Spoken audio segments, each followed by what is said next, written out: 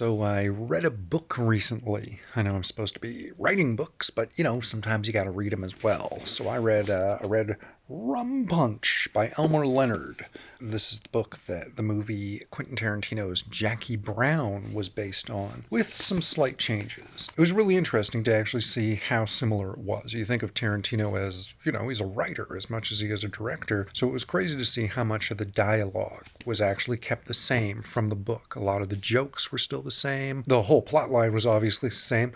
There were some changes. One of the biggest changes made was the fact that Jackie Brown is Jackie Burke, and she's a white woman in the book. And then there's a bunch of other relationships that are a lot more complex and intertwined in the book. There's a whole thing about Ordell getting Lewis to kill a neo-Nazi guy, which I thought was a really interesting part of the plot, which should have been part of the movie, but I'm sure that would have made it a 3-hour movie, which I think would have been fucking great. But that's just me. It was a really good book.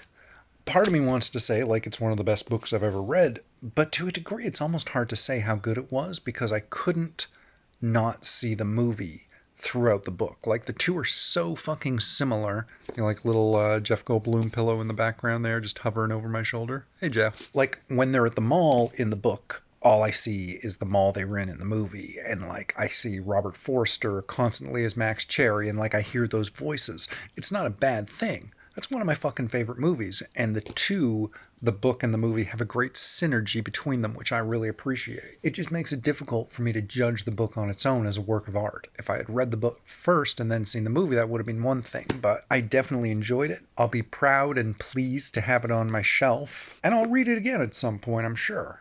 Especially like bits of it. It's fun to go back to the bits, especially the bits that weren't in the movie, but it certainly does have the benefit of having one of the best adaptations of a novel I've ever seen.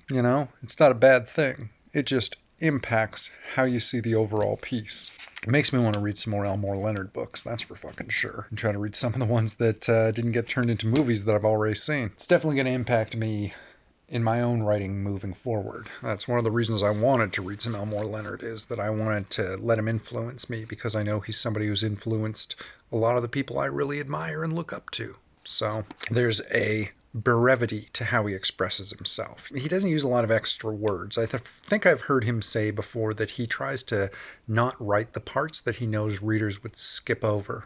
I think that's really smart. There's a real straightforwardness to his writing. I would like to emulate that, not be so overwrought like some of us more poetic writers tend to be. Oh, the rain, it fell like 1,000 hammers on the faces of all the men of God. Bullshit like that. Gosh, he sighed plaintively as though air were being let out of a balloon. Actually, that's not bad. Maybe I will keep that line. Anyway, Rum Punch. Real good fucking book. Highly recommended. Yep, if you like reading books, this certainly was a book that you could read. Good movie, too.